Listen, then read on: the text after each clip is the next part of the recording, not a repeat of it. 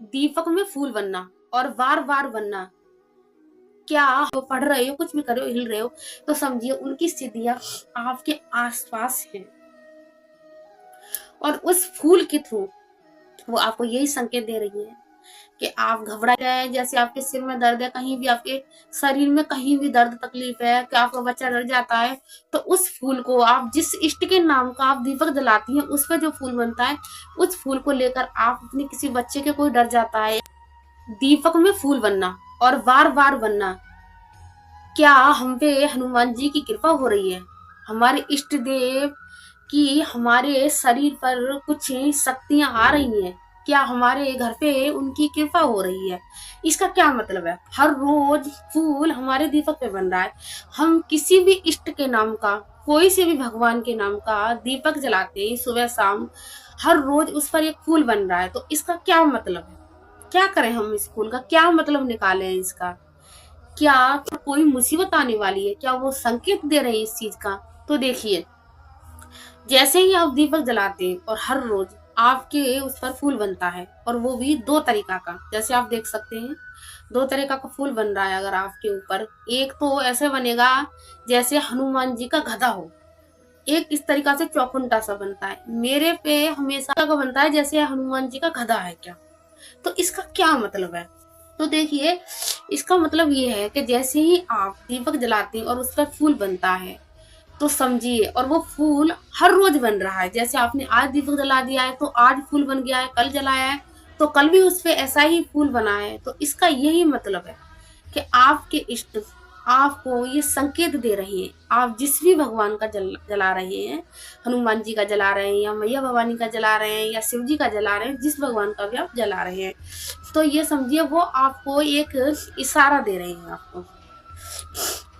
कि आपके जीवन में जो चल रहा है, ये बहुत लोगों ने देखा होगा, जिसके जीवन में चल रहा होगा कि आपके जीवन में बहुत ज्यादा कष्ट चल रहा है, दुख तकलीफ, इधर से एक दुख खत्म होने का नाम लेता है तो एक इधर से दुख आने की तैयारी हो जाती है, एक काम बन के नहीं दे रहा, दूसरा काम बिगड़ रहा है, और हर रोज हम पूजा कर रहे हैं तो उसका फूल भी बन रहा है, तो हमारा दिमाग बहुत ज्यादा चकरा जाता है, आखिर में इसका मतलब क्या है, इतनी पूजा पाठ कर रहे हैं, फूल भी बन रहा है हर रोज, और दुख जब भी आ रहे हैं तो क्या संकेत दे रहे हैं, क्या संकेत है इसका। तो देखिए, आपके इष्ट आपसे यही कह रहे हैं कि तेरे ऊपर दुख आ रहा है, और वो हर रोज आपके जब आप दीपक जलाते हो तो वो उसको स्वीकार कर रहे हैं, वो आपके घर चाहे तो दुख आपके ऊपर आने वाला है, समझिए वो दुख इतना बड़ा था जो उन्होंने इतना कर दिया है। कभी भी उनसे ये मत कीजिए कि हम इतनी पूजा पाठ कर रहे हैं, जब भी हम पे इतना दुख आ रहा है आप हमको दुख दे रहे हैं, नहीं, ये सोचिए दुख आपका ये कितना बड़ा था, जो भगवान ने आपका इस दुख को छोटा कर दिया है। वो आपको ये संकेत दे रहे हैं, वो ये संकेत दे रहे हैं कि मैं तेरे साथ हूँ, तू घबरा मत, उनकी कृपा आपके ऊपर है। और कहीं ना कहीं आपने ये भी देखा होगा कि जब आपके दीपक पर जब फूल बनता होगा तो आपको देखते ही मन में कुछ अलग ही खुशी सी होती होगी आपके, कि अरे भगवान मेरी पूजा को स्वीकार कर रहे हैं, अरे देख आज तो मेरी बाती पर फूल बना है, तुम अपने घर पे भी किसी को बता दो कितना बड़ा फूल बना है।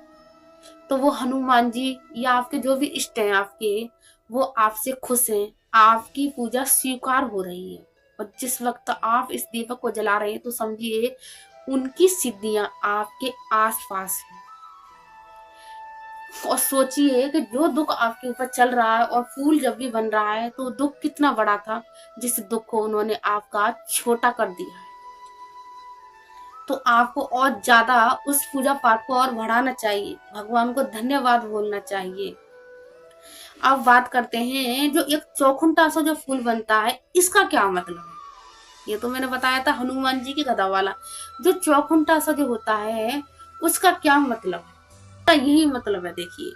कि जैसे ही आप पूजा कर रहे हैं और आपकी पूजा की बातें फिर फूल बन रहा है, और आपने देखा होगा कि पूजा करते करते आप इस जैसे आप हनुमान चालीसा पढ़ रहे हैं या दुर्गा चालीसा, तो आप इस तरीका से हिल रही है को, मतलब अपना शरीर अपना रोक लिया कि मैं हिल क्यों रही हूँ, लेकिन जब भी आप फिर पढ़ना चालू करते हैं तो आप फिर से इस तरीका से फिर से हिलने लग जाते हैं।